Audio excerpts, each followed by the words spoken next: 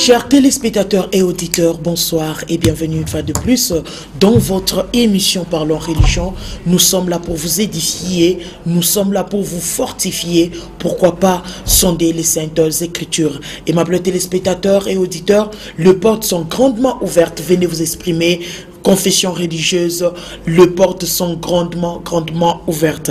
Aujourd'hui, toujours avec l'église Les Semeurs, qui est dirigée par le révérend pasteur William Samba, qui je salue. Bonsoir, pasteur. Bonsoir, maman. Aussi. Oui, aimable téléspectateurs auditeurs, aujourd'hui, on va continuer toujours avec le grand thème qui dit la vie sous la grâce. Et aujourd'hui, les sous-thèmes, qu'est-ce que le sous-thème nous dit? Le controverse autour du don de la justice. Oui, bien sûr, le pasteur avait parlé l'autre fois de Jésus-Christ lui-même qui s'est justifié. Mais aujourd'hui, il y a eu beaucoup de controverses, beaucoup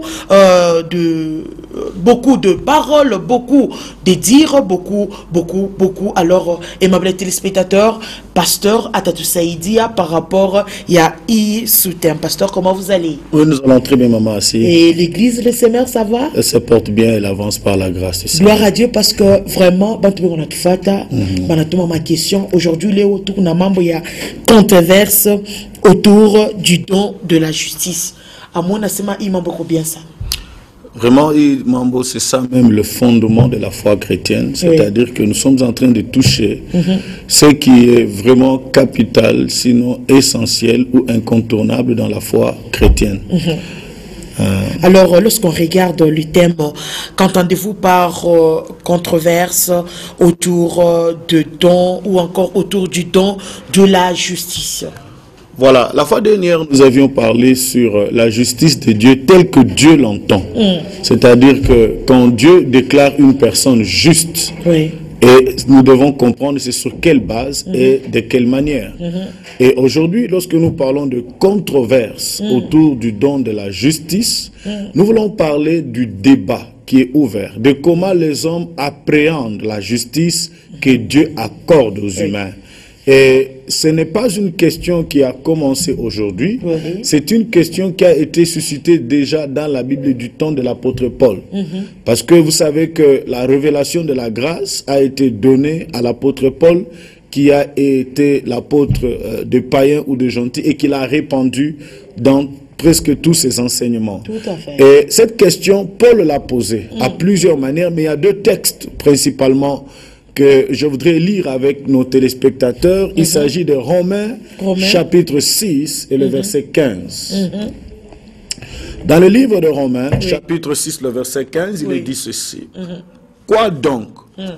Pécherions-nous parce que nous sommes non sous la loi, mais sous la grâce? Loin de là.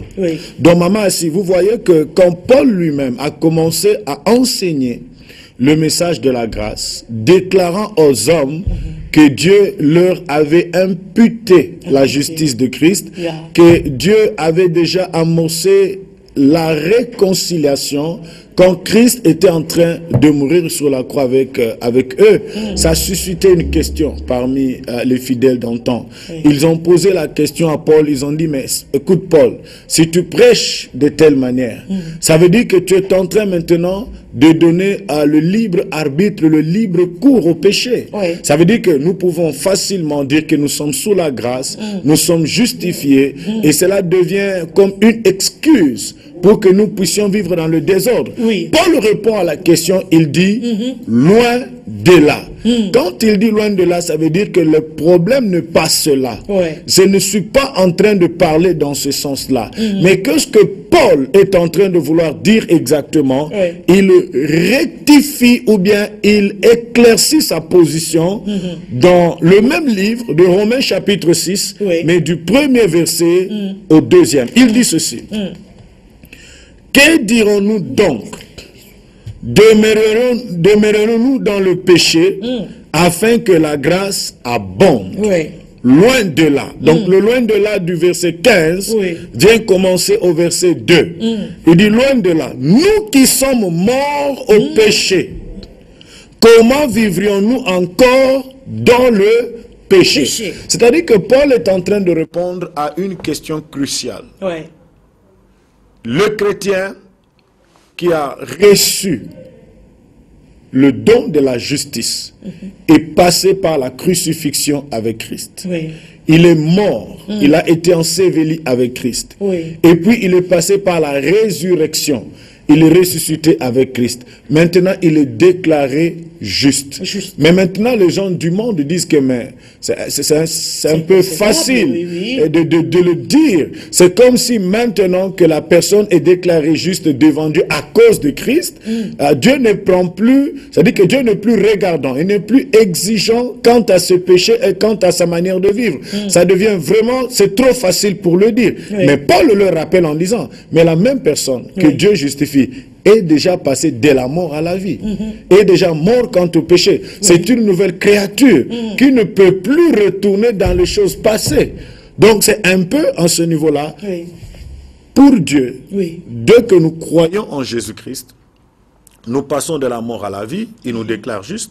Mais pour les hommes, en fait, la question qui se pose devant les hommes, c'est que les hommes veulent que l'homme change d'abord de comportement, pour qu'il soit maintenant déclaré juste. Tandis que Dieu n'attend pas que la personne change de comportement. Dès lors que tu confesses le Seigneur Jésus et tu crois dans ton cœur que tu as été crucifié avec lui, que tu es mort avec lui, tu es ressuscité avec lui, et directement Dieu t'accorde le don de la justice. Et quelle est la relation entre la résurrection de Jésus et la justification par la foi? C'est ça maintenant le moteur principal, le cœur de Dieu. Nous voulons lire à cet effet un passage clé. 1 Corinthiens 15, 17. 1 Corinthiens 15, 17. 1 Corinthiens 15, 17 dit ceci. Et si Christ n'est pas ressuscité, votre foi est vaine. Vous êtes encore dans vos péchés. C'est vraiment l'une des déclaration ou bien de versets bibliques le plus fort. Et si Christ n'est pas ressuscité, votre foi est vaine, c'est-à-dire que vous avez cru en vain. Et il dit aussi, vous êtes encore dans vos péchés. C'est-à-dire qu'aux yeux de Dieu, vous êtes encore des pécheurs. L'inverse veut dire ceci. Si réellement Christ est ressuscité d'entre les morts et que vous croyez qu'il est ressuscité d'entre les morts, quelle est l'implication? Son implication est que votre foi est fondée et que vous n'êtes plus dans vos péchés aux yeux de Dieu. C'est-à-dire que Dieu vous déclare juste. Mais maintenant, la question, qu'est-ce qui s'est réellement passé lors de la résurrection du Seigneur? Quelle est l'expérience spirituelle de la résurrection du Seigneur qui amène que quand nous croyons dans cette résurrection, Dieu ne nous compte plus comme des pécheurs. Dieu nous considère maintenant comme justes à ses propres yeux. C'est ce que je voudrais expliciter. Premièrement, nous devons comprendre, et pour tous ceux qui sont en train de nous suivre, nous croyons que le Seigneur Jésus-Christ est monté sur la croix et que de là, il a porté le péché du monde. Jean-Baptiste a présenté Jésus en disant, voici l'agneau de Dieu qui ôte le péché du monde. Quand il dit, il ôte le péché du monde, c'est le péché des hommes, les habitants du monde.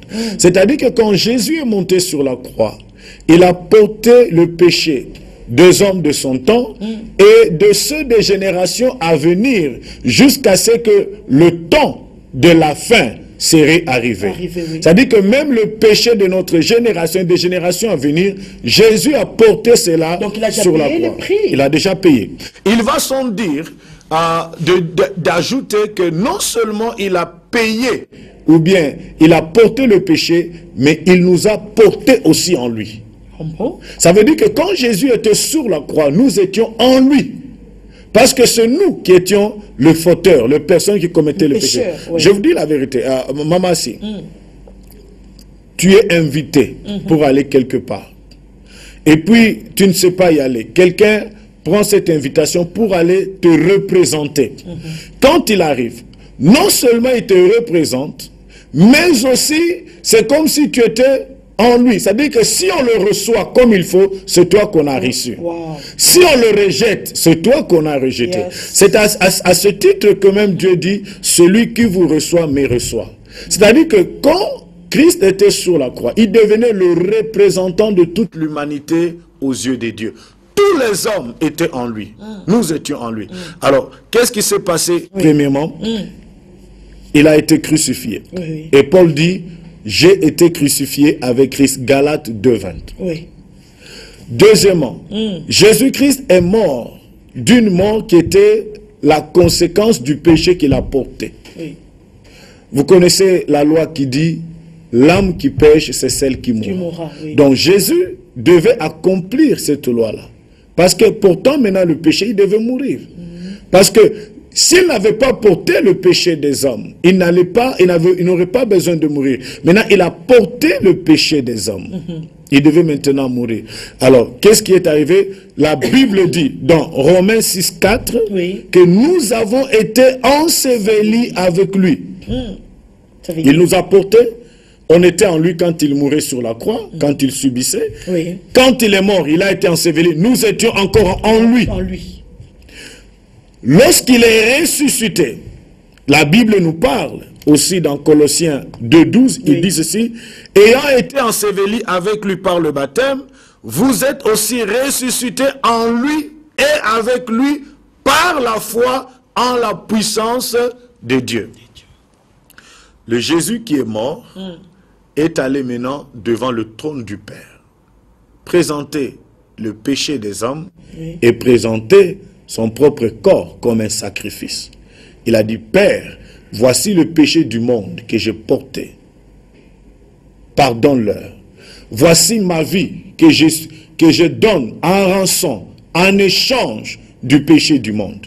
Le Père a balancé le péché du monde et la vie de Jésus. Il a trouvé que la vie de Jésus était supérieure au péché. Et alors, qu'est-ce que la Bible dit?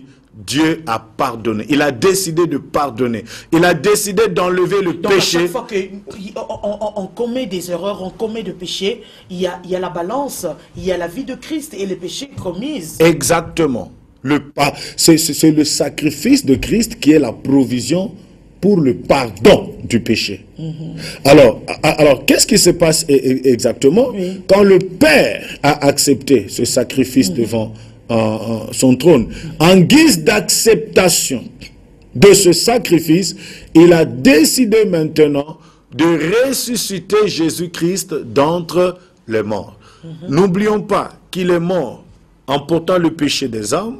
Jésus est mort en état de pécheur, parce qu'il avait déjà pris sur lui le péché du monde. Et la Bible dit même qu'il était devenu péché.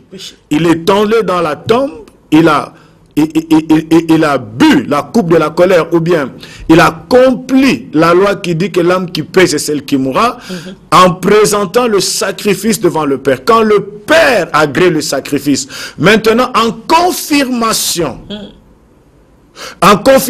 de la réception du sacrifice de Christ et du pardon que Dieu accorde aux hommes, il décide de ressusciter Jésus-Christ d'entre les morts. Les hommes ont vu Jésus ressusciter. Mais pour le ciel, sa résurrection, c'était une confirmation pour dire, oui, je vous ai pardonné. Et comme pour preuve, le voilà, il est sorti. Ça veut dire, tout simplement, quand Paul dit, et si Christ n'était pas ressuscité, votre foi est vaine, vous êtes encore dans vos péchés. Ça veut dire que si Christ n'était pas ressuscité, s'il était resté dans la tombe, s'il avait pourri dans la tombe, ça allait être une confirmation que Dieu avait rejeté son sacrifice. Mais le fait qu'il est sorti de la tombe, ça veut dire que Dieu a agréé son sacrifice. Il a dit, ton sacrifice, ton corps, ta vie que tu as présentée devant moi est tellement grand qu'il peut couvrir et enlever le péché de tous les hommes, de ce moment où tu es mort jusqu'à la fin de temps. Donc quand nous, on n'a pas à faire de sacrifice. On n'a plus de sacrifice. Ça veut dire quoi, maman, si? C'est que la bonne nouvelle, c'est que Dieu a déjà pardonné à tous les pécheurs. Alléluia. C'est que maintenant, la question n'est plus que Dieu puisse pardonner le pécheur, mais c'est que le pécheur accepte de recevoir ce pardon. Là, c'est croire. Bien sûr. Croire en Jésus-Christ. Exactement. Et d'après vous, croire en Jésus-Christ, c'est quoi? Voilà. Et surtout lorsqu'on parle de la croyance en Christ, et lorsqu'on va croire en Jésus, qu'est-ce qu'on aura comme résultat? Voilà. La Bible dit ceci. Car Dieu a tant aimé le monde qu'il a donné son Fils unique, afin que quiconque croit en lui ne périsse point, mais qu'il ait la vie éternelle. Et Jésus dit dans d'autres passages de l'Écriture, il dit, celui qui croit en moi n'est point jugé. Mais celui qui ne croit pas est déjà jugé parce qu'il n'a pas cru au Fils unique de Dieu. Donc, mais je te le dis, maman, et lorsque vous voyez les saintes écritures, spécialement les lettres de Jean, sont vraiment basées autour du verbe croire et non autour du verbe faire. C'est-à-dire que Dieu attend que les gens croient en lui. Et je trouvais que c'est la chose la plus difficile dans nos églises, dans nos congrégations, le verbe croire. Beaucoup de gens... Comment ça, révérend? Je vous Parce dis, que nous croyons en Jésus-Christ, mais je le confesse tout haut. Mais je vous dis, ils pensent que c'est simple, mais croire, c'est la chose la plus difficile. Donc il y a une différence aussi. Je voudrais expliciter que veut dire croire. Parce que les gens, c'est trop simple quand tu lui dis venez donner votre offrande pour ceci, venez nettoyer l'église, venez faire ce tel travail. Mais quand vous commencez à leur parler de croire, ça devient un exercice difficile. Que veut dire croire en Jésus-Christ? Croire en Jésus-Christ, c'est-à-dire prendre la vie de Jésus-Christ dans ses différentes étapes. Sa mort, son ensevelissement, sa résurrection, son ascension et son règne, et en faire des certitudes dans son cœur et identifier sa propre vie par rapport à ces trois temps-là. Je voudrais rendre cela encore plus clair. Croire en Jésus-Christ veut dire, quand Jésus était mort sur la croix, c'est bel et bien moi, William, que Dieu était en train de condamner, mais au travers de Jésus-Christ. Quand je prends la mort de Jésus, je regarde cela comme un film, comme une mort qui ne le concernait que lui-même. Là, je n'ai pas cru en lui. Croire en Jésus-Christ, c'est m'identifier. Qu'est-ce que je suis, moi, par rapport à lui dans sa mort? C'est moi qui était condamné, c'est moi qui était puni, c'est moi qui méritais la peine, mais lui a subi cela dans son corps. Dans son corps. Croire en Jésus-Christ veut dire quoi? Veut dire que quand il est descendu dans la tombe, c'est moi aussi qui étais enseveli avec lui dans la tombe. C'est moi qui étais mort quant à ma vie passée, quant à ma vie de péché. Croire en Jésus-Christ veut dire quoi? Quand je dis que Christ a été ressuscité d'entre les morts, c'est de dire que j'ai été ressuscité avec Jésus. Je suis passé de l'ancienne vie à la nouvelle vie par la puissance du Saint-Esprit. Mais il y a des condamnations, Pasteur William. Il y a des jugements qu'on peut porter sur la personne. Oui, les hommes peuvent porter les jugements, mais Dieu ne porte plus de jugements. Parce que la Bible dit, il n'y a plus de condamnation pour ceux qui sont en Jésus-Christ. Je voudrais un peu expliciter sur ce point-là.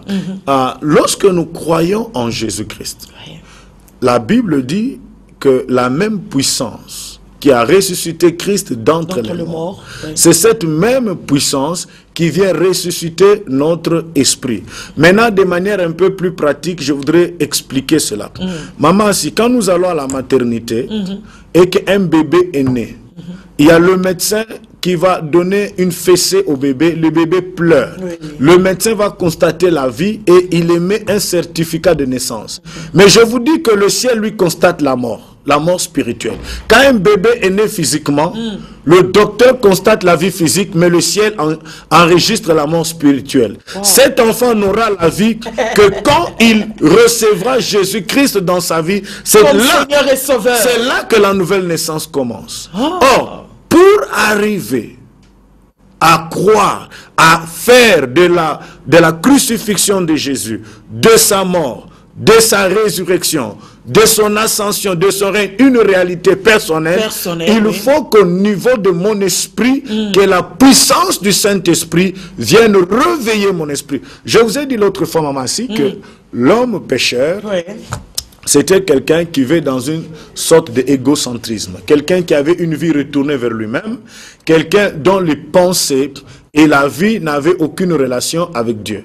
À ce juste titre, je voudrais un peu éclairer l'opinion bien nos téléspectateurs, quand on parle d'un pécheur, qu'est-ce qu'un pécheur? Qu'est-ce qu'un pécheur? Parce que beaucoup de gens pensent, non, le pécheur, c'est peut-être celui qui a pris un verre, c'est peut-être la sœur qui a mis le pantalon, c'est peut-être celle qui a, c'est peut-être celui qui n'a pas payé sa dette. Qu'est-ce que le pécheur? Qu'est-ce que le pécheur? Oui, c'est quoi? Éphésiens chapitre 2. Éphésiens 2. Je voudrais que nous puissions lire à partir du verset 12. Éphésiens 2, 12, il est dit ceci. Oui. Souvenez-vous que vous étiez en ces temps-là sans Christ, privés du droit de cité en Israël, étrangers aux alliances de la promesse, sans espérance et sans Dieu dans le monde. Ça, c'est la définition que Paul donne de la vie des gens lorsque ces personnes ne sont pas dans le Seigneur. Qu'est-ce qu'un pécheur? C'est quelqu'un qui n'a pas de relation avec Christ. C'est quelqu'un qui est sans Dieu. Et je voudrais un peu expliciter à ce niveau-là. Les autres religions du monde, en dehors du christianisme, ce sont des religions qui adorent un Dieu qui est extérieur à eux. C'est-à-dire que c'est un Dieu que l'on retrouve dans un endroit. D'autres religions parleront que c'est un Dieu qu'on le retrouve soit dans un temple, soit dans un coin de la maison, soit un Dieu qui se retrouve quelque part. Ou bien, il y a, pour ceux qui sont parmi ce qu'on appelle les religions monothéistes, ils peuvent croire aussi en un seul Dieu, mais qui est lointain, qui vit par exemple dans les cieux ou quelque part. Mais dans le christianisme, nous croyons en un Dieu. À la fois extérieur, qui règne dans les cieux, mais qui vit en nous. Un Dieu intérieur. Un Dieu qui vient habiter en nous. Et cela n'est possible que par la relation avec Jésus-Christ. Donc, lorsque nous sommes en relation avec Christ, cela permet au seul vrai Dieu de venir et d'habiter dans nos cœurs. Paul Yonggi-Cho a dit ceci: il n'y a qu'un seul Dieu, le Père de notre Seigneur Jésus-Christ. Les dieux des autres religions n'est pas le vrai Dieu. Alors, nous croyons cela, que lorsque la personne n'a pas de relation personnelle avec Jésus-Christ, cette personne est considérée aux yeux de Dieu comme un pécheur. Mais mimi doit ces pécheurs ni ule mwanamke anavolaka taka nkanjo kafupi pécheur ni ule anachambulaka pécheur je crois mna comprendre. Aujourd'hui, il y a beaucoup de confusion, maman. Il y a de confusion au niveau de la conduite. Et il y a une différence au niveau de la conduite et au niveau de la foi. La foi, c'est tout ce qui a de relation avec le Seigneur Jésus-Christ. La conduite a des relations avec la loi. C'est les habillements, ne mangez pas, ne touchez pas ceci, tel nombre de jours. D'autres disent il faut prier dimanche, il faut prier le samedi, il faut faire ça, c'est la loi. Ça c'est la loi. Il y a la foi. La foi ne provient que de la relation à une personne qui s'appelle Jésus-Christ. Et c'est lui-même qui est la parole de Dieu. Lorsque la Bible dit que la foi vient de ce que l'on entend, et ce que l'on entend vient de la parole de Dieu. Donc la foi n'est liée qu'à lui. Donc une personne qui n'a pas de relation avec Jésus-Christ est considérée comme un pécheur aux yeux de Dieu. Et cette personne est perdue. Donc maintenant, quelle est si nous devons un peu retourner à notre sujet, la controverse autour du don de la justice, c'est que les hommes aujourd'hui, quand ils rencontrent une personne, ils veulent juger la personne par son langage, par son habillement, par sa ferveur, ou bien par sa manière de faire les choses. Cela est bon, parce que Jésus a dit aussi, vous le reconnaîtrez par leurs fruits. Mais aux yeux de Dieu, Dieu, quand il nous déclare juste, il ne le fait pas d'abord par notre conduite, bien par nos actes. Il le fait par la foi que nous avons en son Fils Jésus-Christ. Et cette foi, c'est une foi que nous avons dans sa crucifixion, dans sa mort et dans sa résurrection. Et cette foi maintenant, à la fin, nous pousse à échanger notre vie avec la vie du Seigneur. C'est-à-dire que dès lors que je crois en Jésus-Christ, je l'invite à venir dans ma vie, à entrer et à y demeurer. Là, il devient maintenant le Seigneur de ma vie. Pourquoi est-ce que nous voulons soulever ce sujet de controverse? Il y a un exemple très facile dans la Bible que nous voulons un peu développer. Sans problème. Qui se retrouve dans l'évangile selon Jean, chapitre 8, les versets 3 à 11. Jean 8, 3 à 11. Je voudrais que nous puissions lire cette histoire avec nos téléspectateurs. Parce que nous tendons déjà vers la fin de notre émission. Il nous reste combien de minutes, Maman? Quelques minutes seulement pour clôturer. Ouais. Il dit ceci, Jean 8, 3, 11. Alors les scribes et les pharisiens amenèrent une femme surprise en adultère. Et la plaçant au milieu du peuple, dirent à Jésus, Maître, cette femme a été surprise en flagrant délit d'adultère. Moïse dans la loi nous a ordonné de lapider de telles femmes. Toi donc, que dis-tu? Il disait cela pour l'éprouver afin de pouvoir l'accuser. Mais Jésus s'étant baissé écrivait avec le doigt sur la terre. Comme il continuait à l'interroger, il se releva et leur dit que celui de vous qui est sans péché jette le premier la pierre contre elle. Et s'étant de nouveau baissé, il écrivait sur la terre. Quand ils entendirent cela, accusés par leur conscience, ils se retirèrent un à un, depuis le plus âgé jusqu'au dernier, et Jésus resta seul avec la femme qui était là au milieu. Alors s'étant relevé et ne voyant plus que la femme, Jésus lui dit, Femme, où sont ceux qui t'accusaient? Personne n'est-il condamné? Elle répondit, Non, Seigneur. Et Jésus lui dit, je ne te condamne pas non plus, va et ne pêche plus. Je voudrais maintenant un peu parler sur ce sujet. On attrape une femme, plein flagrant délit d'adultère, on l'amène devant le Seigneur Jésus-Christ. C'est un cas très grave. Moïse avait prescrit qu'il fallait lapider une telle femme. Alors, les pharisiens et les scribes, c'était aujourd'hui le berger. Ce sont des évêques. Ce sont aujourd'hui l'équivalent peut-être des cardinaux. Et ainsi de suite. Alors, on les amène. Ils amènent la femme devant Jésus, lui dit que la loi prescrit de lapider cette femme. Mais toi, que dis-tu? Jésus est calme, il n'est pas troublé par le péché de la femme, il continue à écrire. Et puis quand il relève la tête, il dit que celui d'entre vous qui est sans péché, jette la première pierre à la femme. Ce qui m'intéresse, c'est ce que le verset 9 dit. Quand ils entendirent cela, accusés par leur conscience. C'est-à-dire que leur conscience les accusait. Ce n'est pas forcément qu'eux aussi étaient adultères. Non. C'est qu'ils se sont rendus compte qu'eux aussi, même s'ils n'avaient pas commis un péché semblable à l'adultère, mais ils étaient un peu chargés de quelques péchés qui ne pouvaient pas leur permettre d'être justes. Ça, c'est vrai. Par rapport à Dieu.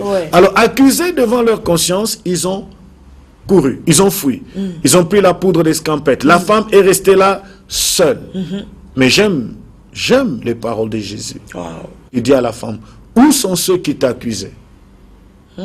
Il dit, il n'y a personne. C'est-à-dire, il n'y a personne ici au monde qui soit juste pour accuser d'autres personnes. Ça veut dire que si nous devons nous considérer d'après nos agissements, il n'y a personne qui peut dire que lui, il est tellement juste qu'il ne peut pas déclarer. Alors, qu'est-ce que Jésus dit à la femme? Moi non plus, je ne te condamne pas. Ce n'est pas que Jésus approuve le péché. Il dit, je ne suis pas venu pour condamner, mais je suis venu pour relever, pour sortir du péché à la vie de la justice. Donc, je suis venu pour chercher le pécheur. Et tu es parmi les gens que je suis venu chercher. Tu es la catégorie de personnes pour lesquelles je suis venu dans le monde. C'est comme si, par exemple, on a trouvé le remède contre le sida et quelqu'un se présente à l'hôpital, il dit, on diagnostique qu'il a le sida. Mais le médecin lui dira, mais c'est bien sûr pour cette catégorie de maladies qu'on a fait des recherches, qu'on a trouvé ce produit. Viens et prends-le. On ne va pas le rejeter. Si on n'a pas de médicament, on va le rejeter. Mais Jésus lui-même, il est l'agneau de Dieu qui ôte le péché du monde. Alors, qu'est-ce que Jésus a fait? Il dit à la femme, moi non plus je ne te condamne pas. Ça veut dire, premièrement, il a acquitté la femme. Il a acquitté, il a dit, il n'y a rien qui peut faire que je puisse te condamner. Vous ne trouvez pas que vraiment quelque part, il y a aussi tant des hypocrites dans l'œuvre de Dieu, Pasteur William? Oui, c'est-à-dire que ici, quand on dit accusés par leur conscience, ce sont les gens qui se tiennent dans leur propre justice. Lorsque nous nous présentons devant Dieu, nous ne devons jamais nous présenter devant Dieu par notre justice. Nous devons nous présenter devant Dieu par la justice de Christ. Chaque fois que tu vas te présenter devant Dieu avec ta propre justice, il y aura toujours un péché que le diable va te rappeler. C'est pour ça que la Bible dit, c'est pour ça que la Bible dit que Satan est l'accusateur de frères. Parce qu'il nous accuse dans notre conscience. Il nous rappelle ce que nous étions. Il nous rappelle les erreurs que nous commettons et nous dit que vous n'êtes pas digne de la grâce du Seigneur. Non, non, non. Alors que nous, lorsque nous sommes devant la femme, tout le monde a fui, mais elle n'a pas fui. Fraîchement Du péché. Elle n'a pas fui, ça veut dire qu'elle a cru, je suis devant celui qui justifie le pécheur. Alléluia. Si je dois être justifié, c'est devant lui. Il dit, je ne te condamne pas, c'est pas mon boulot. Moi, mon boulot, c'est de justifier le pécheur. Il lui dit, va et ne pêche plus. Voilà, Jésus n'a pas commencé en disant, ne pêche plus, alors je te déclasse aussi. Il dit d'abord, je ne te condamne pas. Ensuite, ne pêche plus. C'est-à-dire que nous ne devons pas mettre la charrue avant le bœuf. Nous ne devons pas dire aux gens, bon, si tu fais ça, tu iras en enfer. Non. Il n'y a aucun péché. Il n'y a aucun péché qui peut amener quelqu'un en enfer, sinon le péché de ne pas croire en Jésus-Christ. Ça, c'est la vérité. C'est en croyant en Jésus-Christ que nous recevons sa justice, que le Saint-Esprit vient à nous et que nous puissions marcher maintenant dans la voie de la justice. Si nous trouvons une autre voie, cela n'est pas possible. Donc, la manière mondaine n'est pas la manière qui doit diriger l'Église aujourd'hui. Nous ne devons pas considérer les gens dans leurs attitudes, dans leur comportement, dans leur vestimentaire. Laissons le Seigneur faire les choses. Non, non. Ça, on est en train vraiment d'utiliser la loi. La loi. On est en train d'utiliser la loi pour amener les gens à genoux. La Bible dit que la loi est venue avec Moïse, mais la grâce est venue avec Jésus-Christ. Donc la loi, c'est quoi? La loi, c'est vouloir chercher des méthodes et des techniques pour être justifié ou apprécié par Dieu. Dieu n'a pas besoin d'apprécier quelqu'un à cause de son habillement, à cause de la boisson, à cause de la nourriture, à cause de ceci. Dieu nous déclare juste que par Jésus-Christ, Jésus-Christ seul. Si je commence à dire telle sœur a mis le pantalon, alors elle est pécheresse, la base est fausse. Là, c'est une loi encore. C'est une loi, elle est fausse. Non, elle s'est maquillée, c'est une pécheresse, c'est faux. Non. Elle a cru en Jésus-Christ, elle demeure dans la foi, elle est justifiée. C'est ce que dit la Bible. En dehors de ça, c'est la loi. C'est la loi. Ça n'a rien à voir avec la foi. Ça n'a rien à voir avec la foi. Nous ne sommes pas là pour encourager, mais nous disons la vérité de l'évangile. La foi en Jésus-Christ est la seule base pour la justification dans la foi. Aimable téléspectateurs et auditeurs, mon achika pasteur William, anasema ashikwe condamné, manako tout juste porter message à grâce. N'est-ce pas, papa? Exactement. Alors, tu n'as fait qu'à commencer l'émission et tout, pasteur, le numéro de contact. Le 081 081 185 185 44 88. 44 88. Et l'adresse de l'église, le Semeur? Oui, nous sommes sur l'avenue Katembo, au numéro 200. Oui. À côté de l'hôpital Delgado, l'église s'appelle l'église Les Semeurs. Oui, pasteur, en conclusion, croyez en Jésus-Christ et cessez de vouloir apporter des méthodes ou cessez de vouloir produire des œuvres pour vous faire valoir devant Dieu. Dieu, lorsque vous avez cru en Jésus-Christ, votre foi permet à Jésus de venir dans votre vie, de vivre en vous, et ça permet au Saint-Esprit, par sa puissance, de vous amener dans une nouvelle vie. En dehors de ça, toutes les autres choses que vous pouvez faire ne peuvent pas vous amener sur la voie de la justice. Dieu n'a agréé que son Fils, et il n'y a que par lui qu'il justifie le pécheur. Merci beaucoup. Et ma téléspectateur, mon en tout cas, kushika mbenye vraiment. Apana kwa kuna malua usha kuétablir asema kama inafanya hivi nini non mambo di conscience yako. Kama unaona sasa hiki kunafanya ni kibaya, alors il faut pas kukifanya. Anataka kusema la femme ule barbamba ule alifanya adultère wakati alifanya kitu kia vile na Mungu alimwonyesha sema va ni pêche plus. Alors, apana ku continuer mobile bibaya. Si tu vois réellement que kibaya, ne le fais pas. Alors, ce qui commence bien finit très bien. Je ne peux pas clôturer sans pour autant dire merci à la grande dame. C'est Maman Bijou Samba. Elle est l'épouse à notre papa, pasteur William Samba. Maman, merci beaucoup parce que comme on a touché Bintou Bijou, donc derrière Baba, il y a une grande dame. Alors, merci à vous, maman. Merci à vous, chers téléspectateurs et auditeurs. Prends soin de toi et surtout, ne pêche plus. Bye bye. Merci.